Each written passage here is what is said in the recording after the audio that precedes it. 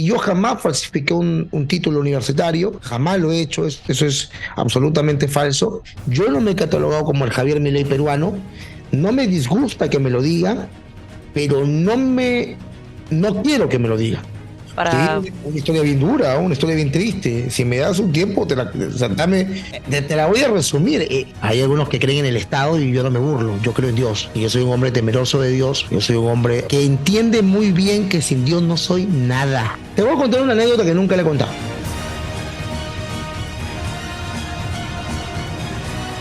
Hola a todas mis queridas voces diferentes, bienvenidos a un nuevo episodio, bienvenidos a un nuevo video. Si es que ustedes no habían pasado por aquí antes, rápidamente me presento. Mi nombre es Magda Núñez y soy fundadora de este proyecto Una Voz Diferente, donde buscamos dar la batalla cultural y la batalla política sin perder de vista la guerra espiritual. El día de hoy tenemos un episodio muy especial. Estamos volviendo a traerles entrevistas que estamos sacando exclusivamente en YouTube. Luego van a ver extractos en las redes, en nuestro Instagram, en nuestro TikTok. Pero hoy vamos a conocer a una personalidad especial. Es compatriota nuestro. Probablemente lo conozcan en redes más como el profe sobre ruedas. Y sí, ya se encendió la lucecita de la memoria en su cerebro. Es correcto. Estamos aquí en el canal con Jorge Ugarte, que bueno, como les comentaba, es más conocido como el profe sobre ruedas. Justamente muchos lo conocen por su destacable trabajo especializándose en enseñar historia. También es escritor. Una de sus más recientes publicaciones, de hecho de este año, es el libro de Lo que los caviares no te cuentan de Fujimori, aunque podríamos decir que tal vez el libro con que explotó el fenómeno Ugarte fue con el libro de Perú y Chile, Historia de una enemistad, que yo tengo el agrado de que me lo haya podido firmar en un reciente encuentro, una reciente conferencia que se realizó en septiembre de este año 2023. Además, es presidente del partido y candidato presidencial al 2026 por el partido Tu Independencia. Jorge, muchas gracias por estar presente en este episodio. A ti, Magda, por darme la oportunidad de que la gente pueda conocer un poco más lo que estamos haciendo en el Perú con respecto a las ideas de la libertad, del conservadurismo también. Y agradecerte por presentarme como escritor. Normalmente no me presentan como escritor, así que para mí es un honor que me estés invitando. Muchas gracias. Por supuesto. Vamos a ir de lleno porque tengo varias preguntas que me gustaría hacerte. La primera es justamente retomando este último punto, ¿no? Yo menciono que eres presidente del partido y candidato presidencial con, justamente lo podemos ver ahí en tu pin, por el partido Tu Independencia. Yo me planteo esta pregunta desde hace ya varios años, porque algo que sucede en las elecciones a 4 años, cada 4 años, es que uno encuentra un sinfín de partidos políticos, o bueno, que se dicen también llamar, ¿no? Algunos partidos políticos que se presentan para las elecciones. Y a veces es complicado para, aún más, supongo, para los jóvenes que están entrando a esta nueva etapa de su vida donde tienen que ir a emitir su voto, el pensar entre tantas opciones, ¿cuál debo escoger? Se vuelve un poco complicado. Ahora, ustedes están planteando la creación de un nuevo partido. La pregunta que te quiero hacer es, ¿qué criterios han evaluado o evaluaste para definir que valía la pena en este contexto, hoy en día, formar un nuevo partido político que ahora resultó en ser Tu Independencia, ¿no? Gracias por la pregunta. Mira, el Partido Tu Independencia está en proceso de creación. Nos piden una serie de requisitos que tenemos que presentarlo el año entrante. ¿Por qué decidimos crear un partido político? Porque no lo estoy creando solo, somos un equipo de personas que estamos en este laborioso camino político, porque siempre hemos considerado que hemos votado por el mal menor. En las últimas elecciones, por ejemplo, votamos, o yo voté personalmente por Rafael López Aliaga, porque es un defensor de la vida, porque está en contra del aborto, pero en materia económica no me gustaba, no me agradaba, no me parecía que tuviera buenas propuestas, pero iba a defender la vida. Y aparte era un tema de evitar pues, que el Fujimorismo u otros partidos lleguen al poder. No pasó segunda vuelta y en segunda vuelta tuve que votar esta vez sí, con todo el respeto que se merecen los que han votado por Keiko con amor. Yo voté con mucho desamor por Keiko, no me sentí bien votando por ella y me sentí un mal ciudadano votando por ella, pero no había otro, o sea, me sentí muy mal. Y en las elecciones a la alcaldía pasa lo mismo, ¿no? O sea, volví a votar por Rafael López Aliaga, no porque tuviera el mejor plan de gobierno, sino porque dentro de todo Creo que no lo considero una mala persona, pero no es una persona que abrace las ideas en la economía que yo quisiera. Entonces, si bien tenemos a Rafael como ese referente pro vida que defiende la vida de la concepción, está en contra del aborto, en contra del progresismo, ¿ok?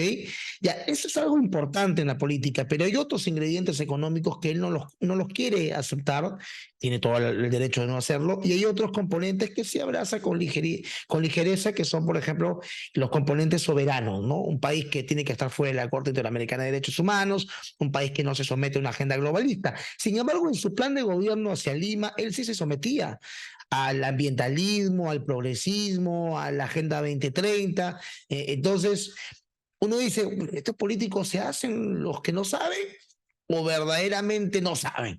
Entonces dijimos, hay que crear esto que se hace muy fuerte en la boca de Agustín Laje, en la boca de Javier Milei, en la boca de Nicolás Marx, que es un amigo muy personal, que es crear la nueva derecha, ¿no? Esta nueva derecha con liberalismo en lo económico, conservador en lo social y soberano, yo le llamo en lo internacional, ¿no? Un país que reclame soberanía que hoy no tenemos y hemos perdido. Entonces, juntar los tres componentes harían del partido el partido que tiene el sentido común, que tiene las mejores propuestas a mi juicio, y que creo que los peruanos que son conservadores, por ejemplo, podrían entender que el conservadorismo es un estilo de vida. Yo soy conservador, ¿ok? Pero también podrían entender que la economía es parte importante, así como el liberal tiene que entender que el liberalismo es una filosofía política, económica y del derecho, pero no, le falta algo al liberalismo y se complementa muy bien con el conservadorismo. John Locke, Adam Smith eran liberales conservadores, ¿no? También hay liberales progresistas, que son mis enemigos directos. ¿Ah? Yo no soy progresista, el progresismo es un enemigo al que tenemos que vencer. Entonces, creo que creamos el partido para tener una propuesta política más completa. No digo que necesariamente mejor, pero sí completa, que nos permita poder darle al peruano la posibilidad de no votar por el mal menor, sino votar por el mejor partido, la mejor propuesta, las mejores perspectivas para el Perú. Ahora, considerando lo que mencionas, ¿no? El hecho de votar por el mal menor. Muchas veces hemos tenido a estas figuras presidenciales en nuestro país y no terminamos de convencernos cuál de ellas realmente nos podría satisfacer por completo como presidente. ¿Qué consideras tú que hace a un buen presidente, particularmente para el Perú? Un presidente tiene que ser un líder. O sea, un presidente que es como el señor Merino, que le tiemblan las piernas porque hay una marcha, ¿verdad? No puede ser presidente. Lamentablemente, Merino demostró no tener el carácter para gobernar un país. Un presidente no puede ser como el señor Pedro Pablo Kuczynski, una persona también que creía que era un juego, se ponía a bailar, hacía ejercicios en el Palacio de Gobierno, mientras lo estaba a punto de vacarlo, que renunció porque se había mentido a la población peruana, sí había tenido negocios de una u otra manera con Odebrecht. Un presidente tiene que tener ese carácter, y cuando hablamos de carácter, yo tengo un carácter explosivo, pero cuando hablamos de carácter, hablamos de aquella persona que sabe en qué momento ser fuerte y sabe en qué momento actuar hasta con ternura, ¿cierto? Entonces, por ejemplo, aunque a mí yo no soy admirador político de Alan García era un presidente o era un político con carácter. Era un político que sabía muy bien en qué momento enfadarse, en qué momento levantar la voz y en qué momento enfrentar a una muchedumbre que te había cerrado las carreteras. Y él decía, bueno, cierren, no importa, ustedes se quedan sin comunicación. O sea, era un tipo inteligente. Ahora, de ahí que los actos de corrupción y todo lo que se le pueda achacar es un tema aparte. Entonces, yo creo que, por ejemplo, podemos discutir la política económica del señor Vladimir Putin. Podemos criticarlo, ¿ok? Pero no podemos negar que tiene un carácter decisivo en las políticas públicas rusas. Podemos criticar, por ejemplo, al señor Donald Trump, con el que estoy más cerca ideológicamente, pero no podemos negar que tiene la actitud para poder ser un mandatario, igual que Javier Milei en Argentina, igual que José Antonio Caz en Chile. Entonces, creo que eso es importante a la hora de poder elegir a alguien que no le va a temblar la mano, ni las piernas, ni se va a vender al mejor postor, como lo hicieron, por darte un ejemplo, en el Perú. El Ollanta del 2016 no es, perdón, el Ollanta del 2006 no es el Ollanta del 2011. La gente que votó por el Ollanta del 2006 creía que ese Ollanta iba a ser el mismo, pero se vendió los caviares y dejó a la izquierda ortodoxa. Entonces, ese tipo de políticos tenemos un montón. Entonces, un presidente tiene que tener determinación. Yo puedo criticar mucho del señor Alberto Fujimori, pero no puedo negar que a Fujimori no le tembló la mano para enfrentar al terrorismo. Y dos, para solucionar el problema económico y hacer el shock en agosto de 1990. Algo que no lo quiso hacer Alan García, algo que ni lo intentó hacer Fernando Belaúnde Terry. O sea, lo que está haciendo en El Salvador Nayib Bukele es precisamente eso. Un presidente es determinante en su carácter con respecto a las políticas públicas. Eso es lo que tiene que tener, además de valores, principios, un buen plan de gobierno, todo lo que tú quieras. Pero imagínate que tenemos el mejor plan de gobierno, que creo que lo tenemos, y postulamos y llegamos al poder y hacemos una reforma que a los sindicatos no les guste, me cierran la carretera, me tiemblan las piernas, renuncio por miedo. Sí, tiene que saber a lo que se enfrenta, se va a enfrentar a una casta, a una élite política, a un grupo de gente que no va a estar muy conforme con las reformas que proponemos y tenemos que ser determinantes, ¿no? Ahora, ¿cómo puedes de pronto tú acercarte a hacer un balance entre precisamente desarrollar este carácter para poder gobernar y no caer tal vez en, a ver, has mencionado algunas figuras que algunas personas pueden considerar como dictaduras hoy en día, ¿no? Al mismo Nayib Bukele en algún momento también se le ha mencionado que se le puede considerar una dictadura. A Alberto Fujimori, precisamente por las intervenciones que te he escuchado previamente también, consideran también que es una dictadura. Entonces, si bien hay carácter, ¿qué es lo que puede ayudar a generar ese balance para haber gobernabilidad también con un carácter firme? Exacto. A ver, en primer lugar, por ejemplo, si tú te sientes el Dios, el ser omnipotente, que eres el único que puede cambiar el país y por ende te tienes que atornillar en el poder, entonces estás equivocado. Yo tengo claro, muy claro, que estamos en el partido con una visión no caudillista. Lo que pasa es que tenemos que tener un líder, evidentemente, pero el líder tiene que aprender a formar otras cabezas, a formar otros líderes. Cosa que si en el partido no solamente hay un líder, sino hay varias gente que se está preparando y compiten contigo, en la competencia se generan mejores productos o servicios a un menor precio, siempre los liberales. Entonces, si yo tengo el monopolio de liderazgo en un partido, entonces me van a ver como un caudillo y no voy a dejar herencia política para que luego, cuando yo acabe mi gobierno, entre otra persona, obviamente democráticamente elegido, para que pueda sustituirme y continuar las reformas liberales y conservadoras que nosotros proponemos. Entonces, creo que es muy importante del equipo que te rodeas.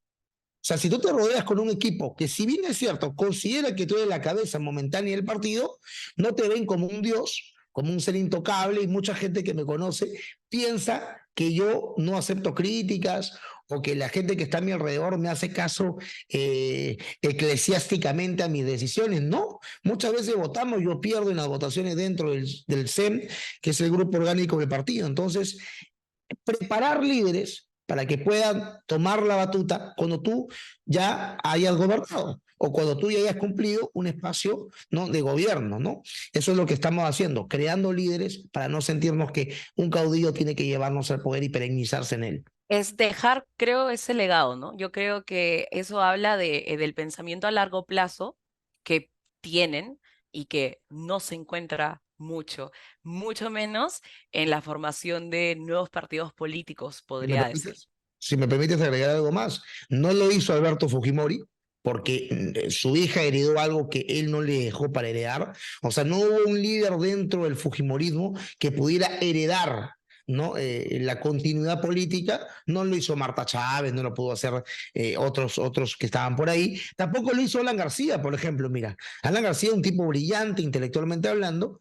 Políticamente podemos hablar de que tiene muchas fallas o errores o delitos cometidos, por investigar todavía, pero hay que verlo, pero tampoco dejó un heredero, tanto del punto de que hoy el APRA, no, aunque ya se volvió a crear, no tiene a alguien que pueda representarlo. Le pasó lo mismo a Nayib Bukele, no tuvo que haber él sido reelegido, tuvo que haber preparado en su propio partido una persona que lo pueda sustituir y continuar ese legado. Incluso la gente de izquierda sí lo hizo. Por ejemplo, el señor Lula heredó a Dilma Rousseff, o sea, la izquierda lo ha podido hacer, pero la derecha o los liberales o los conservadores no lo estamos haciendo. Entonces creo que esos errores que ha cometido la derecha, la buena y mala derecha, no lo podemos cometer nosotros, la derecha liberal conservadora del Partido Liberal Clásico de Independencia. Ahora, tú mencionas a la derecha del Perú. ¿Consideras que existe hoy en día una derecha del Perú? Porque la propuesta que trae tu independencia es tal vez una combinación que no se ha considerado de la derecha que hasta el día de hoy conocemos, ¿no? Tenemos una derecha que no es, que es la más tirada a la izquierda, o al centro por lo menos, pero es una derecha. O sea, ¿por qué te digo esto? Porque muchas veces cuando le decimos al izquierdista, oye, la izquierda nos ha gobernado, y ellos dicen, nunca, ¿quién ha sido izquierda? También dicen lo mismo, ¿no? O sea, nunca ha habido ni izquierda ni derecha, no. O sea, hemos tenido una izquierda, otra cosa, no hemos tenido en los últimos años una izquierda tan radical, ¿eh? O sea, si lo comparas con Bolivia, el Evo Morales peruano tendría que haber sido Pedro Castillo y no ha llegado, o sea, no ha llegado eso a perpetrarse en el poder. Tampoco ha pasado con, por ejemplo, en el Ecuador tuvieron al señor Correa, a Lula y a Dilma en Brasil, los Kirchner en Argentina. O sea, no hemos tenido una izquierda tan radical, hemos tenido una izquierda progre, ¿ok? Eso sí, y han gobernado desde la caída de Fujimori, han gobernado casi en todos los gobiernos, y hemos tenido una derecha mercantilista, una derecha que sin ocupar el poder necesariamente ejecutivo, ha estado en el Congreso legislando a favor de una casta empresarial, porque esta casta empresarial precisamente es la que le financia la campaña política de sus líderes políticos. Entonces, Perú tiene una derecha que no es radical, o sea, no es liberal, la estamos construyendo nosotros recién ahora, y es una derecha mercantilista, y Perú tiene una izquierda que no es marxista ortodoxa, o sea, no es radical, es una izquierda caviar, es una gauche caviar, una izquierda de caviar, como la que mencionaban los socialistas ortodoxos de Francia en los 80, ¿no? Donde nace el término gauche caviar, izquierda caviar. Entonces, vemos por ahí que tampoco tienen mucho arraigo, porque cuando han postulado, no han obtenido un respaldo popular. O sea, ellos han secuestrado instituciones desde la no elección. O sea, no los elegimos democráticamente, pero tienen sus tentáculos políticos que terminan gobernando sin haber sido elegidos, ¿no? Ahora, me gustaría adentrarme tal vez un poco más a remontarnos a lo que te llevó primero a redes, un poco yendo a la trayectoria. Te presenté al inicio como el profesor Herredas y es posible que muchas personas te conozcan así. Es más, nosotros en el mismo video de YouTube posiblemente también te coloquemos como el profesor Herredas. Está bueno. El algoritmo te va a reconocer probablemente así también. Ahora, algo que me parece muy interesante y por eso te quería preguntar, ¿cuál es el proceso creativo o tal vez estratégico para haber caído en la idea de enseñar historia en los micros? Porque no es el espacio donde mejor, o sea, donde uno automáticamente dice, acá voy a enseñar sobre historia del Perú, pero ¿cómo llegaste a esa idea? Mira, y tengo acá siempre, tengo aquí en mi casa, estos son los parlantitos con los que uno subía, te ponías acá en la parte de atrás unas pititas que los Claro, colgabas claro. acá, y yo subía así con terno muchas veces y con unas vinchas que eran unos micrófonos y hablabas al público o sea, te escuchaban mucho mejor, y este lo tengo como recuerdo, porque eso para mí vale oro. Yo empecé no enseñando en los buses, yo empecé enseñando en colegios. Ujú. A mí en la universidad un profesor me ofreció la posibilidad de enseñar en su propio colegio cuando estaba estudiando periodismo, y empecé a enseñar en su colegio literatura, porque es lo que a mí me gustaba, escribía ya de ese momento, y terminé quedándome como profesor y no terminé la carrera como periodista. Y me gustó el periodismo y me gustaba mucho buscar trabajos, y yo jamás falsifiqué un título universitario, jamás lo he hecho, eso es absolutamente falso. La gente que dice eso no conoce el sistema educativo privado en el Perú. En el sistema educativo privado lo que prima muchas veces es la clase modelo. Entonces yo iba a un colegio y buscaba un profesor de literatura, ¿no? Entonces yo exponía y estudié poco tiempo periodismo, pero no acabé la carrera. Ingresé a la Cantuta, pero no terminé la carrera. Entonces, ¿ellos qué hacían? A ver, hay 20 postulantes, ¿cierto? Hagan una clase modelo. El que haga la mejor clase modelo, acá hay de la San Marcos, de la Cantuta, de la Villarreal. El que haga la mejor clase modelo, ese se queda. El que tenga el mejor método para llegar al estudiante. Y bueno, y no es por jactarme, pero yo tenía un buen puntaje en eso. Entonces, luego pasabas un examen escrito, un examen psicológico, que curiosamente lo pasaba, no sé cómo, y terminaba yo aprobado para poder enseñar en ese colegio, sabiendo el colegio que yo no tenía respaldo universitario, pero que era un hombre que me desenvolvía y tenía los conocimientos, ¿no? Para poder enseñar. Entonces, normalmente yo elegía colegios lejos, por un tema de ir durmiendo en el camino, ¿ya? Y yo vivía en Vía María del Triunfo y enseñaba en Ancón, por ejemplo, o en Cieneguilla, imagínate. Entonces, yo nunca me ha gustado tener un salario cuadrado. Entonces yo decía, ¿cuánto me pagan? Pues 2.000 soles. Y yo era soltero, pero decía, 2.000 soles, voy a hacer yo quiero esos 2.000 soles para mí completitos. ¿Cómo hago? Entonces yo no podía trabajar en las tardes porque salía muy tarde. Entonces, un día se me ocurrió subirme al bus, pero contando la historia. Yo no recuerdo si había visto esto en la televisión a alguien, pero se me ocurrió porque no me alcanzaban mucho los ingresos que tenía. Entonces yo decía, vamos a ver lo que pasa. No tenía ese micrófono.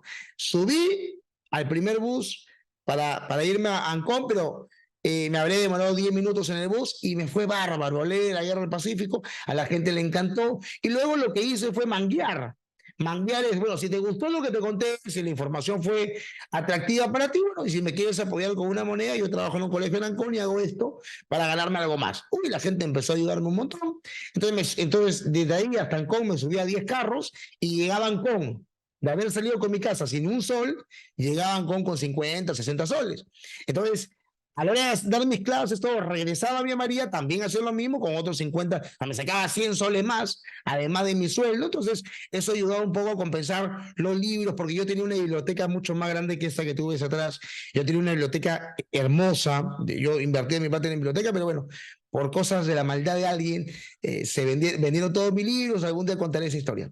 El hecho es que así nace el profe sobre ruedas, así se nace el profe que empieza a contar la historia en los buses.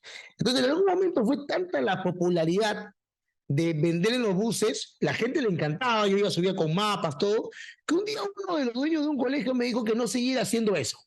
Me dijo, mira, te han visto algunos padres de familia, no me parece bien que estés haciendo eso, o eliges trabajar para nosotros, o eliges trabajar en los buses. Yo le di la mano, le dije, gracias, me voy, y me fui. A mí no me gustaba que me pongan un cepo, era la libertad de él, su propiedad, su empresa. Yo preferí seguir enseñando en los buses donde no tenía horario. Y entonces luego me puse a escribir lo que contaba, me ponía a escribirlo. Y luego, ¿qué hice? Empecé a sacarle fotocopias. Y cuando terminaba de contar las historias del Perú, le decía, este es un pequeño librito, un pequeño bosquejo, un folleto. Si tú lo quieres, vale 3 soles. Y empecé a subir mis ingresos. Y luego dije, mejor publico mi libro de la historia. Y ahí nace el Perú y Chile, historia de una enemistad, que desde hace 10 años que lo vendo hasta la actualidad hemos sacado un balance por día, todo lo que hemos vendido, desde el más barato hasta el más caro que es ahora, hemos vendido aproximadamente 90.000 ejemplares. Ese libro a mí le ha dado de comer a mis hijos, ha pagado el parto de mis hijos, ha pagado el departamento donde han vivido, me ha pagado mi comida, mi vida, y es un libro que me ha abierto las puertas incluso de muchos lugares, ¿no? Así que así nace el profe sobre ruedas. Y esa motivación que tal vez en un inicio empezó, como decías, para poder obtener el ingreso adicional, que muchas veces nos ayuda justamente a tener esa libertad, esa independencia. ¿Había una motivación más allá del querer de a veces esos ingresos, obtener esos ingresos adicionales que te motivó justamente a tener la convicción de decir, ok, yo puedo dejar mi trabajo en este colegio y continuar por ese camino y bueno, a donde te ha llevado hasta el día de hoy? Sí, me sorprendió mucho que los peruanos se sorprendieran de algunas cosas que yo contaba, por ejemplo. se sorprendían mucho que yo le llamara conquista a lo que para ellos había sido una invasión o un saqueo por parte de los españoles. Entonces yo les explicaba, incluso se armaban pequeños debates que a mí me encantaban. Entonces la gente escuchaba, ¿no? Y luego, por ejemplo, hablar de la independencia del Perú, que San Martín llegó, pero con bandera chilena, se quedaban sorprendidos. O sea, Ramón Castilla fue el que con el dinero del guano y el salitre, el dinero del guano, perdón, abolió la esclavitud, pero le pagó a los dueños de los esclavos 300 pesos y aumentó el gasto público y la gente se quedaba como loca, ¿no? El Huáscar se había construido en Inglaterra y contaba un poco. Entonces, esa sorpresa que causaba la historia que yo contaba en la cara de la gente me inspiró a seguir haciéndolo. Y cuando publiqué mi libro, porque yo escribo de los 12 cuentos y novelas, pero ahora me dedico a escribir historia, cuando lo publiqué, la gente se quedó muy enganchada con mi libro, me felicitaron mucho y yo dije, me quiero dedicar a escribir. Pero, sin embargo, regresé a la enseñanza. O sea, al año enseñaba en un colegio 3 meses, después me iba, porque no, me había acostumbrado más a la libertad de enseñanza y en los colegios te ponen cepos, te dicen, no puedes enseñar esto no está en la currícula, esto no puedes continuar. Entonces dije, no, no me gustan los cepos, pero a veces hay personas a las que le gusta más el sueldo estable, a mí me gustaba más ir a la aventura, ¿no? Posiblemente un mes podía ganar 3 veces más lo que ganaba en un colegio, pero también dependía de más esfuerzo, de repente en el colegio te daba algo segurito, ¿no? Y te encasillabas, nunca me gustaba eso. Siempre a mí personalmente los sueldos fijos los he visto, disculpen los que tengan un sueldo fijo, no lo ven así, pero a mi punto personal me encasillaban y sentía que no me permitían avanzar. Yo decía, toda mi vida voy a ganar $1.200 o 2.000 soles como profesor. ¿Y cuándo voy a crecer? No me permito guardar nada con eso. Entonces, empecé con la literatura, gracias a Dios nos ha ido bien, hemos creado nuestra propia editorial ahora con mi pareja que es Carla y nos está yendo súper bien, gracias a Dios. Justamente con la editorial Liberty, si no me equivoco. Claro, yo le llamo Liberty, pero creo que en inglés se dice Liberty, ¿no? Pero sí, pero vamos a llamarlo como lo mencionas tú. Me interesa saber cómo es o cuáles son los criterios que tienen para publicar libros en Liberty. Ya, en Liberty nosotros publicamos todo libro que esté en base a la batalla cultural, que sea funcional a la batalla cultural. Hemos publicado a Nicolás Márquez 2 libros. Uno es La dictadura comunista de Salvador Allende y le hemos publicado pues la biografía del Che Guevara, ¿no? La máquina de matar. La máquina de matar. Hemos publicado 2 libros de Capitán Perú, uno que es Historia del Perú en memes y el otro que es Los Incas del Virreinato, que ya se acabaron, que la está rompiendo ese libro también. Felicitaciones a mi amigo Rafael Aita, Rafael. más conocido como Capitán Perú, a quien lo conozco hace 10 años, ¿eh? Hasta un poco más, lo conozco 15, sí, más o menos 10 años. Ujú. Bueno, hemos vendido los libros de Pablo Muñoz también, hemos vendido sus libros, pero no lo hemos publicado nosotros. Entonces, todo libro que tenga un contenido que busque la batalla cultural contra la izquierda progresista es bienvenido a nuestra editorial. Ahora, no estamos en el nivel de una editorial grande donde decimos, ¿sabes qué?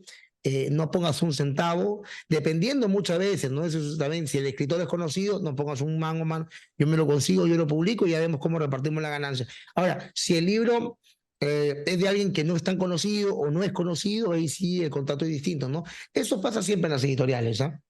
Mm, Bueno, tal vez en algún momento te contactemos con una voz diferente Claro, para cuando saquemos un libro. claro que Ahora, sí. mencionaste justo a Capitán Perú, a Rafael Aita, y yo he visto que ustedes han tenido debates juntos, ¿no? Ahora, estos debates tal vez se producen en un contexto en el que saben que van a grabarlo, en el que es digamos, un contexto más ordenado, pero también he visto que has tenido debates en la calle. Hay uno que pues resaltó cuando lo vi que estabas debatiendo contra Anca sobre el tema de comunismo versus liberalismo. Y yo me sorprendí por, digamos, es que son contextos diferentes, ¿no? ¿Cómo te preparas tú para un debate en televisión versus la preparación tal vez de uno en un contexto en la calle de a pie? En realidad, él tiene que saber los puntos del debate, de lo que se va a hacer.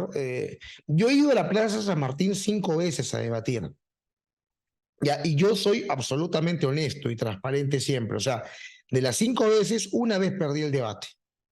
Y las otras 4 sí las gané y creo que lejanamente las gané. La primera vez para serte honesto, ir a una cancha tan llena de mala vibra, mala entraña como la Plaza San Martín, donde la gente está llena de resentimiento. Me costó un poco poder ordenarme, ¿ok? Y me dediqué más a insultarlo a los zurdos que estaban ahí, insultándome a mí, a responder los improperios y diatribas que lanzaban. Entonces ya la segunda vez, un poco más cuajado, pude manejar mejor el debate y las otras veces pues me pasé en la Plaza San Martín. Entonces, para mí son personas que viven en otro planeta, en otra realidad. Es gente que a mí yo considero que tienen el complejo de Fourier, de este francés, ese socialista francés que le da nombre a este complejo, que es el complejo de aquel que es fracasado en su vida personal y la única manera de obtener el éxito es viendo el fracaso del exitoso. Por eso que los que tienen el complejo de Fourier votan por la izquierda, que propone expropiar, que propone elevar impuestos, cobrarle más impuestos al rico, porque es una manera de venganza. Como él no se puede vengar del exitoso porque es un mediocre, busca que los políticos de izquierda que tienen el poder desde ahí puedan vengarlo, ¿no? Entonces, ahora, en la televisión, yo agradezco tu comentario. He salido 4 o 5 veces. Me dicen de qué voy a hablar y voy nada más. Me preparo un poquito, obviamente, con datos referentes a los temas, pero yo no me he catalogado, aunque no lo has dicho tú, pero lo han dicho muchos, yo no me he catalogado como el Javier Milei peruano. No me disgusta que me lo diga, pero no quiero que me lo diga. ¿Ok? O sea, no es que yo diga, por favor, dígame, yo soy de Javier Milei. No, yo soy Jorge Ugarte, yo no soy economista, yo soy escritor y soy, bueno, mi fuerte es la historia. Y podemos hablar de historia y puedo hablar de economía austriaca, pero no de econometría, porque no es lo mío, ¿verdad? Eso es lo de Javier Milei, él es el experto. Como Javier Milei también por ahí lo he visto patinando un par de veces cuando habla de historia, lo he visto patinando un par de veces. Por supuesto, porque no es historiador o no es revisor histórico, él es economista, es un brillante economista, ¿no? Entonces, a mí no me molesta que me digan Javier Milei, pero no es que quiera que me digan Javier Milei. Yo soy Jorge Ugarte, y quiero que me conozcan por mi nombre, por el nombre que me puso mi madre y por el apellido de mi padre, ¿no? Obviamente lo que quiero. ¿Hay alguna historia detrás de por qué escogieron ese nombre? Sí, Para... una historia bien dura, una historia bien triste. Si me das un tiempo, o sea, te la voy a resumir. Jorge, no sé si has visto en ocasiones que lleva H. Sí, y hay ocasiones en que no, de hecho. Sí, porque no lleva H originalmente. Yo me enteré a los 12 años, cuando mi madre murió, un año después. Yo le pregunté a mi padre con el que me fue a vivir de la nada, porque yo no lo conocía tanto, y mamá era una buena madre en muchos aspectos, pero no me dio muchos buenos consejos con respecto a mi relación con papá.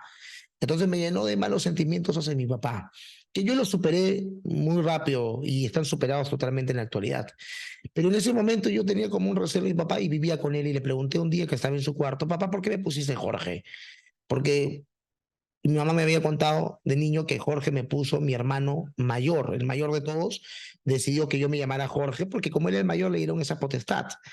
Entonces yo le pregunté, papá, para saber si la historia era real, papá, dime la verdad, o sea, yo me llamo Jorge, ¿por qué? ¿Por qué? Si ningún tío se llama Jorge, ningún primo, tú no te llamas Jorge, ¿por qué me pusieron Jorge? Y mi papá miró al firmamento, a un rincón de su cuarto, puso en mute su televisor y soltó una historia que era distinta a la de mi madre. Dijo, te llamé Jorge por un hermano mío que murió y yo le prometí a tu abuela, o sea, mi mamá dice, que le pondría Jorge a uno de mis hijos y decidí ponerte Jorge. Se acabó, esa es la historia, chao.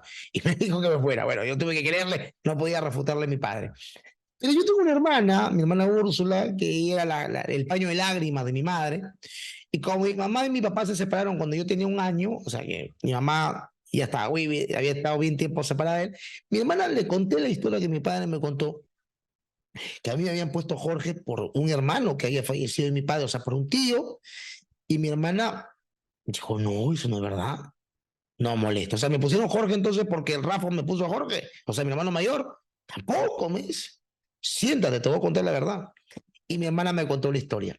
En las idas y vueltas en que mi mamá estuvo con mi papá antes que yo naciera, obviamente, se peleaban mucho, era una relación muy tóxica. No voy a profundizar, ya lo he hecho en mi canal al estilo Jaime Bailey y en mis libros, así que no quiero contar más de eso porque sería de repente muy larga la historia. Lo Pero tienen que leer. Lo tienen que leer. Entonces, mi mamá y mi papá se separaron antes que yo naciera. Y en esa separación mi mamá se va al norte y conoce a un hombre del que se enamora. El hombre era un hombre que la quería mucho, que la ayudaba económicamente, era un empresario de transporte, tenía buses, creo, algo por ahí. La cosa es que mi mamá cuando está con el tipo, a los pocos días de estar con él, se da cuenta que está embarazada. Obviamente el hijo era de mi papá. Una mujer sabe de quién es el hijo siempre. El hijo era de mi papá, pero ella no quería decírselo a este hombre con el que estaba. Entonces mi mamá dice, ¿sabes qué? Me tengo que ir a Lima, no quiero, y le cuenta que está embarazada. Él cree que el hijo es de él. Bien inocente también el brother, ¿ah?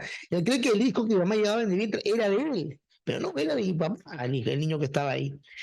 Mi madre, que era muy astuta, que era muy inteligente, hay que decirlo, le dio a entender que el hijo era suyo.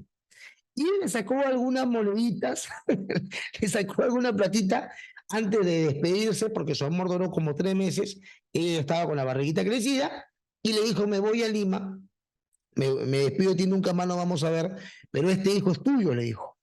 Entonces el tipo creyó eso y le pidió el tipo a mi mamá que por favor, por más que no se vayan a ver nunca más, que a ese niño que lleva en su vientre, que era de él, según él, le pusiera el nombre de él. Cuando mi mamá regresó a Lima, regresó con mi papá, tuve el embarazo con él, dio a luz. Cuando me dijeron qué nombre le ponemos al niño, mi papá no sabía qué nombre ponerme. Y mi mamá dijo, bueno, llamémoslo Jorge, pues, ¿qué te parece? ¿Quién era Jorge?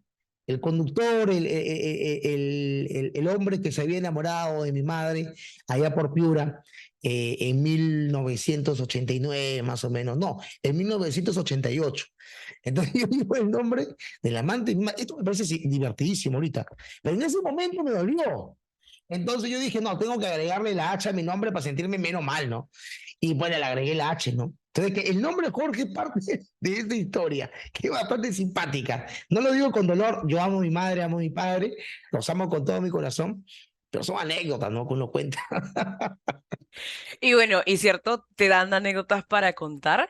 Creo que de alguna manera siempre has estado relacionado a historias muy interesantes y capaz de ahí también nace un afán de querer contar más allá de las historias que uno puede conocer, ¿no? Una recomendación con Osvaldo, un escritor que escribió en Octubre no hay milagro, no me acuerdo, no me acuerdo su nombre, eh, que le preguntaron qué es lo que tiene que hacer alguien para escribir. Si tú quieres ser, yo quiero ser escritor, ¿qué tengo que hacer?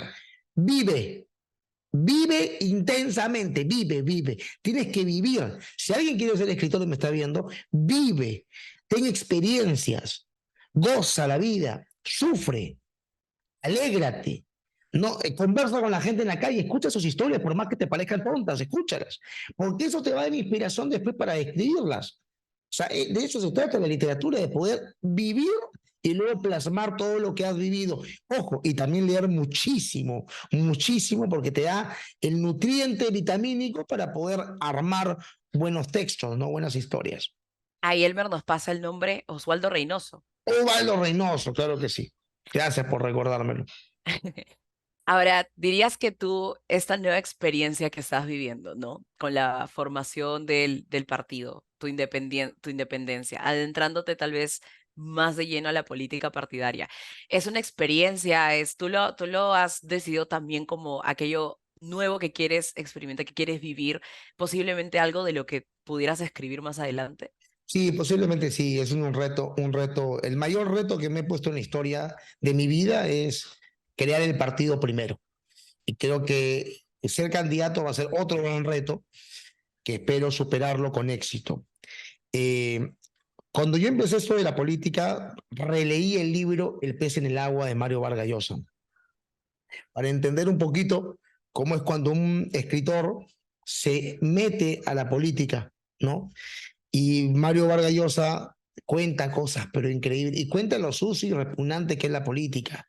En el Perú al menos es bastante sucia, bastante repugnante. No atacan las ideas, jamás atacan las ideas, no atacan los argumentos, atacan a la persona, que si no tiene título, Jaime Bailey no lo tenía y tenía 8% de intención de voto, y Jaime Bailey, si se hubiese lanzado, hubiese sido presidente del Perú. A Jaime Bailey lo votaron de la universidad por droga, él mismo lo contaba. Entonces, Mario Vargas Llosa era abogado, pero nunca ejerció el derecho prácticamente, se dedicó más a escribir y él se presentaba como escritor, no como abogado, ¿no? Y hemos tenido profesionales como el señor Alejandro Toledo, que con el perdón del francés, el tipo era un cocainómano, era un alcohólico, era un mal padre, era un mitómano y era un putañero, o sea, es un tipo de lo peor, o sea, un tipo con las cualidades personales muy malas. Y aparte no era un gran economista tampoco, ¿ah? Pero había estudiado en Harvard, enseñaba en Stanford. Entonces, uno cree que los títulos, sí, los títulos profesionales te ayudan, pero el presidente jamás gobierna solo. El presidente tiene un equipo de profesionales que es quienes aterrizan las ideas del presidente o las ideas de un partido. Nosotros tenemos las ideas semi-aterrizadas por un equipo de técnicos, pero necesitamos más técnicos para que puedan aterrizar cada una de las propuestas que nosotros tenemos y vamos a sostenerlas. Yo no voy a hablar, por ejemplo, nosotros teníamos la postura inicialmente de eliminar el Banco Central. Ok, ponte, yo no sé cómo eliminar el Banco Central. O sea, econométricamente hablando, no lo sé hacer.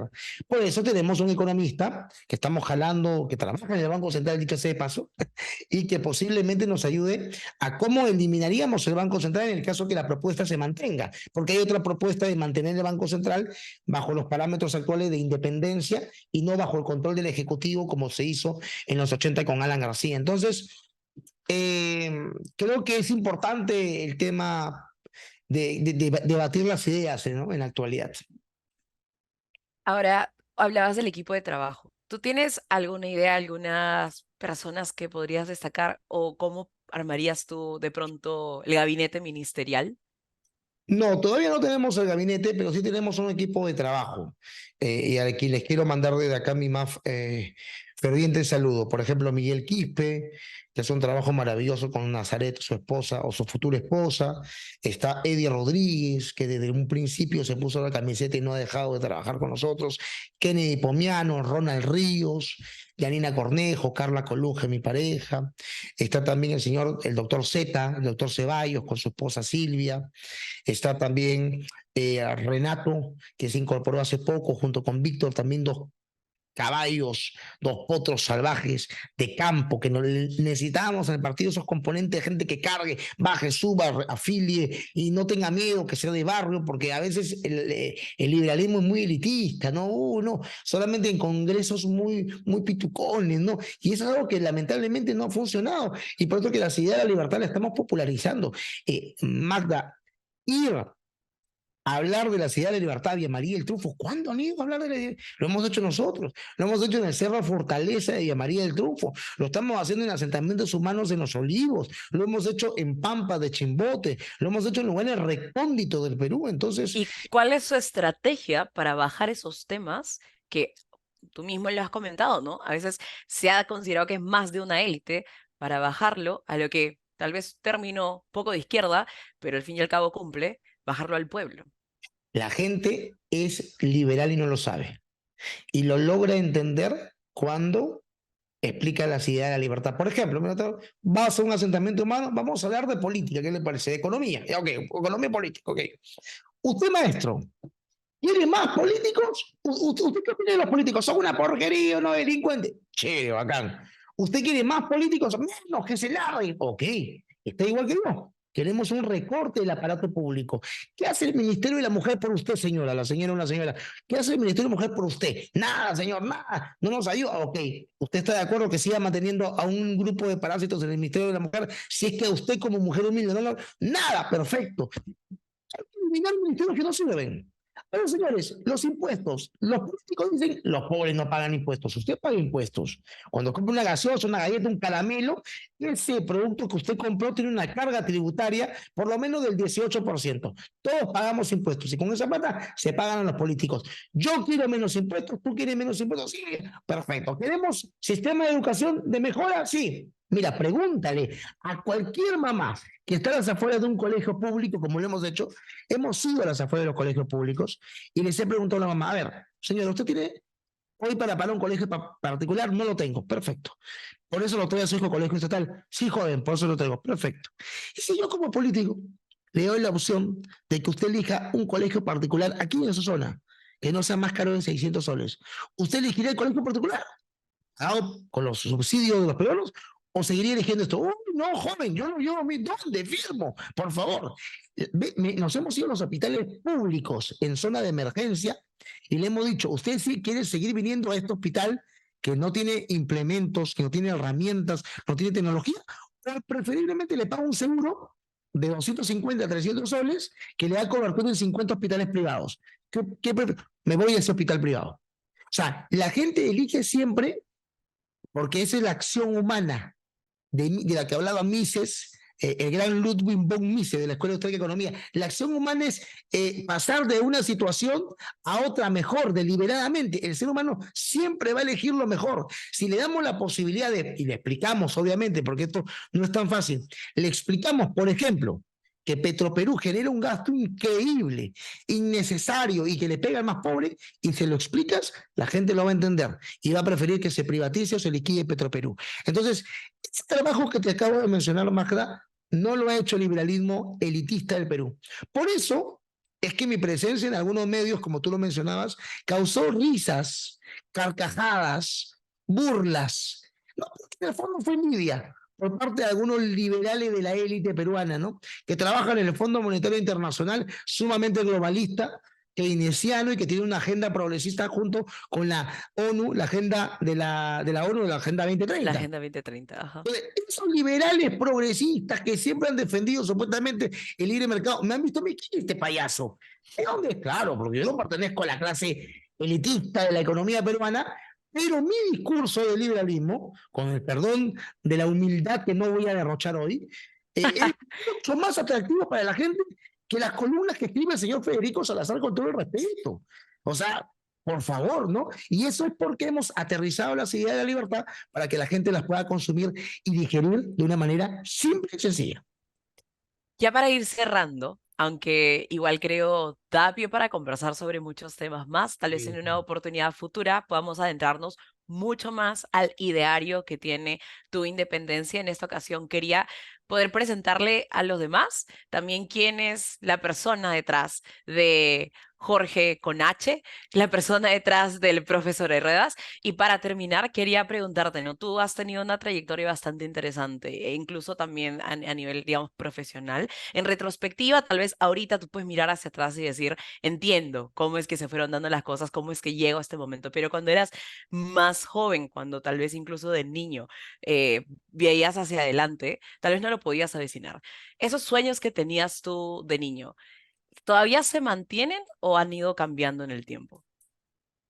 A ver, yo siempre quise ser abogado, no soy abogado. Pero a los 12 años me enamoré de la literatura y soy hoy escritor, eso es lo que soy, esencialmente escritor y amo la literatura. Enseñar para mí es un hobby, es un placer, porque cuando uno enseña, aprende mientras va enseñando, así que enseñar para mí es más que nada una herramienta de mayor conocimiento para mí mismo. Pero te voy a contar una anécdota que nunca le he contado.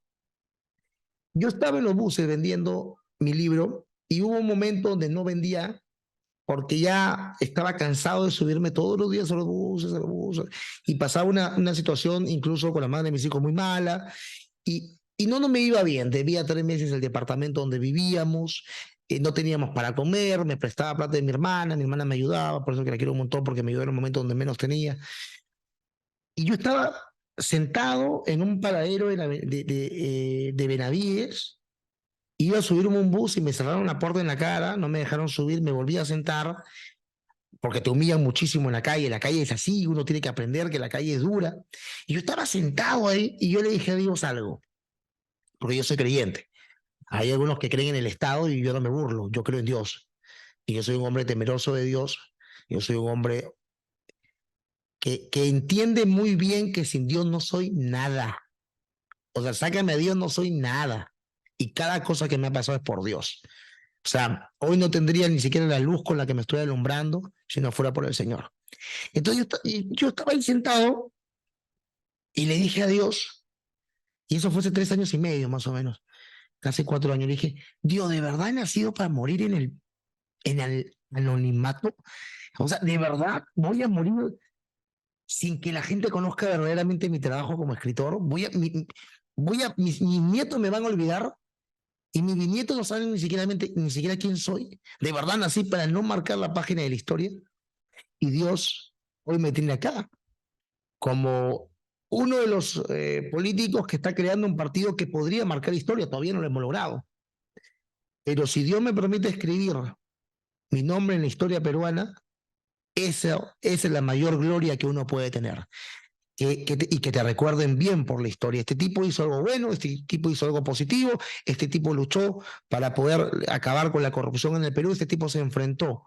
Que me recuerden por eso y no por cosas que verdaderamente yo estoy absolutamente claro que no, errores que no voy a cometer, porque tengo los fundamentos, aunque la política y la religión no se pueden mezclar, pero tengo los fundamentos de la fe que son muy claros y que están arraigados en mi personalidad, a pesar de que a veces sea un poco peyorativo, insultante, explosivo.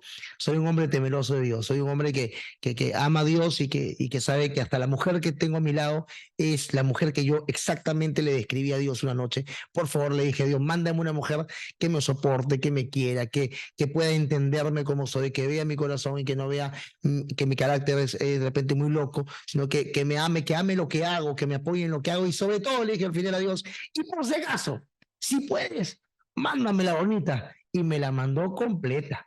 Así que yo tengo nada que reclamarle. Así que gracias por esta entrevista. Ha sido para mí distinta, ha sido diferente y espero volver a regresar ya cuando estemos en campaña, ¿no? Ojalá que me puedas entrevistar en ese momento. Por supuesto que sí, aquí en Una Voz Diferente hablamos de temas también diferentes, ¿no?